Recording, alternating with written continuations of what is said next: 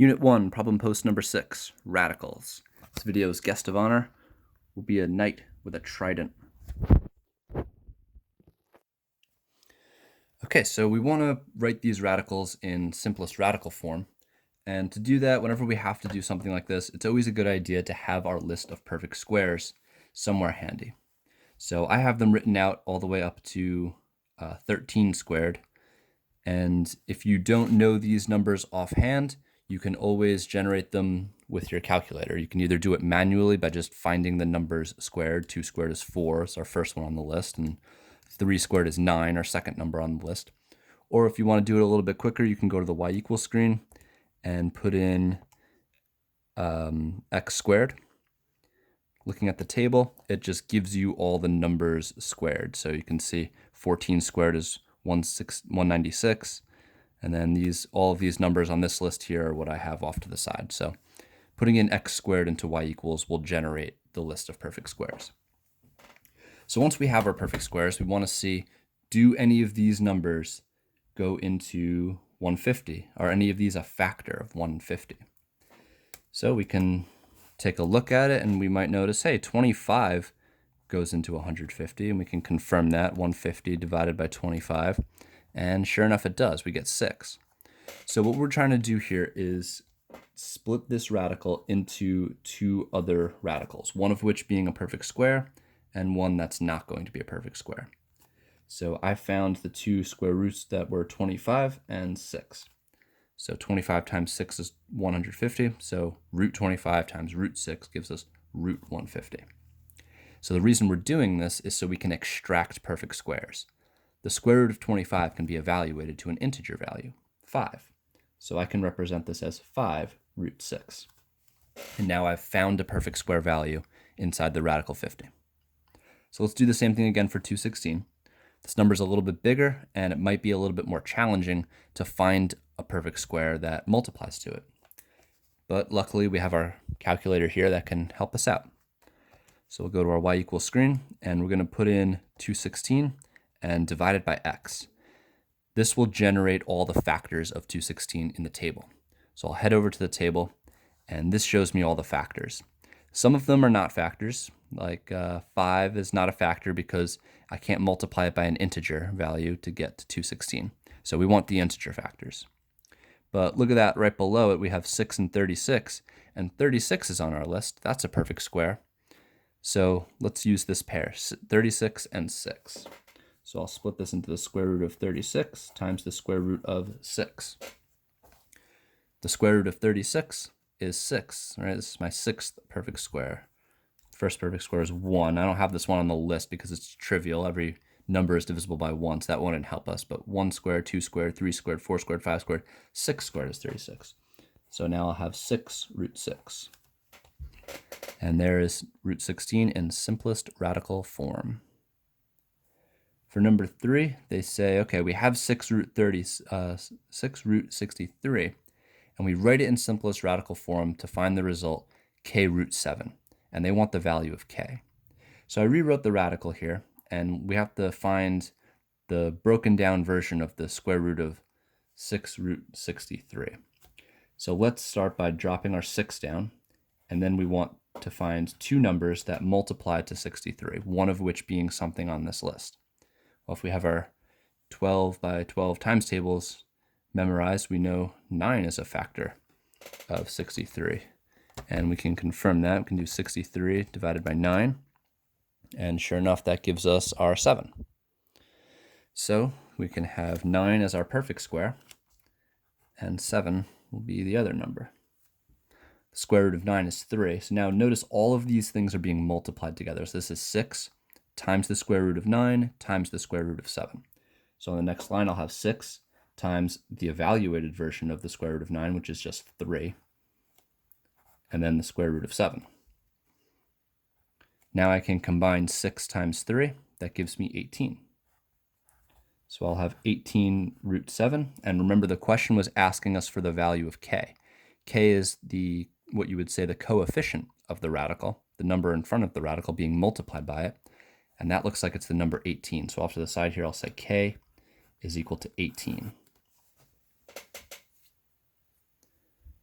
Okay, whenever we have multiple terms underneath a radical, we have to simplify all of it first before we can start breaking it down.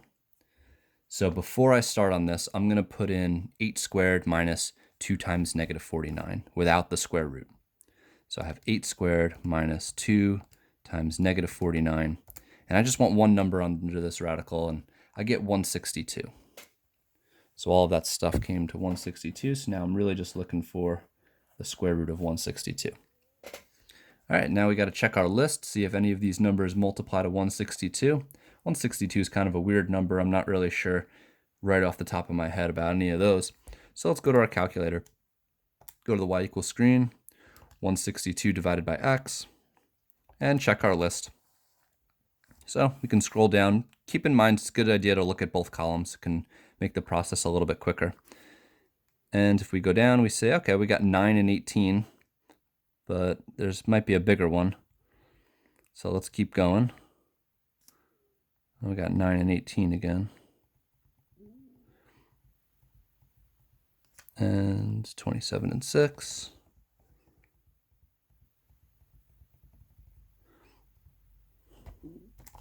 Whoops. All right, so I'm not really seeing anything other than 9 or 18 at the moment, but 18 can be broken down a little bit more. So we'll get to that in a minute. So let's say, all right, we got square root 9, square root 18, and we'll break this down. The square root of 9 is 3, so I have 3 root 18. Now this is a common thing that can happen. We can break down a radical, but we might not break it down completely. Notice that this 18 is also still divisible by a number on this list, 9 again. So once we break down a radical, if we didn't find the largest perfect square that multiplies, we can break down what's left over even further. So I'm going to split this root 18 into root 9 and root 2. So this 3 will be multiplied by the square root of 9, which is 3. And then I'm multiplying that by root 2. And 3 times 3 is 9. So this all becomes just 9 root 2.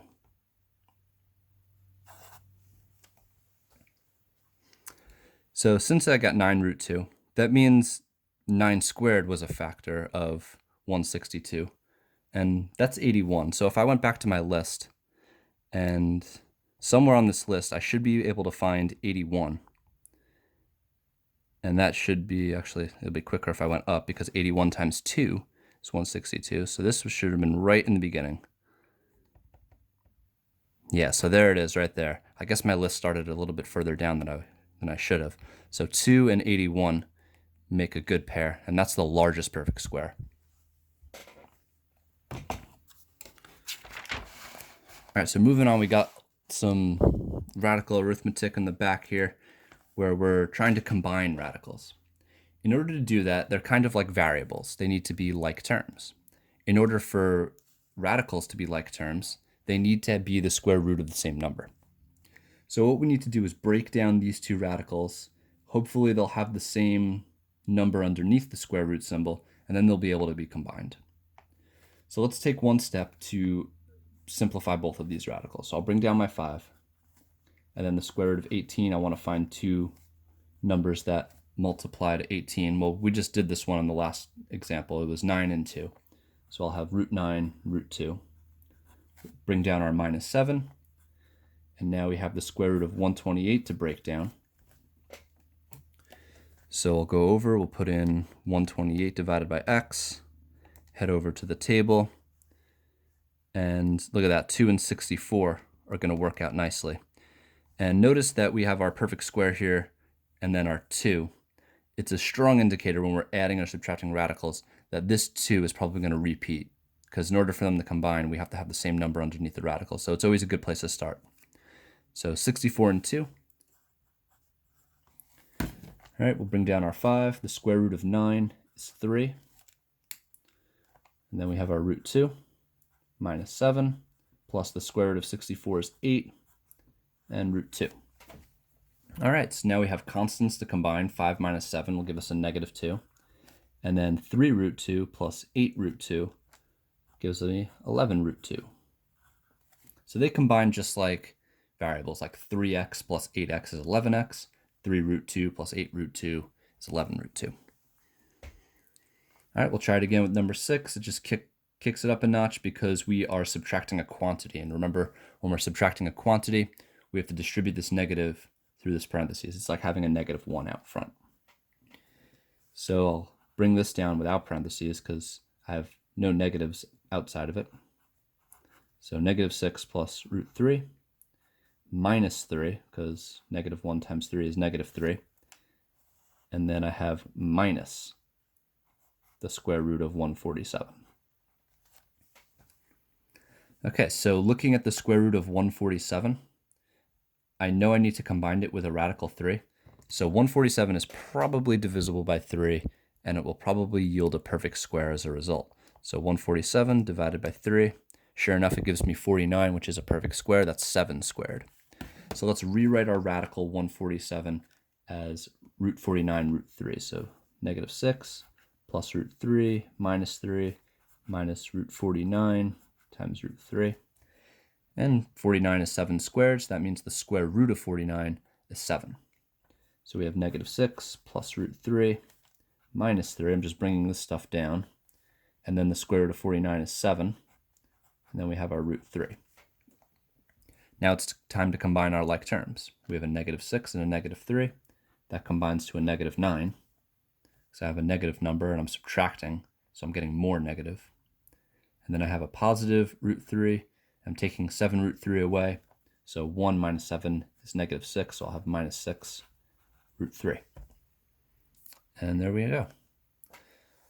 All right, be sure to fill out this post score, the self-rating, number 1 through 4, assessing your ability to break down radicals and write radicals in simplest radical form.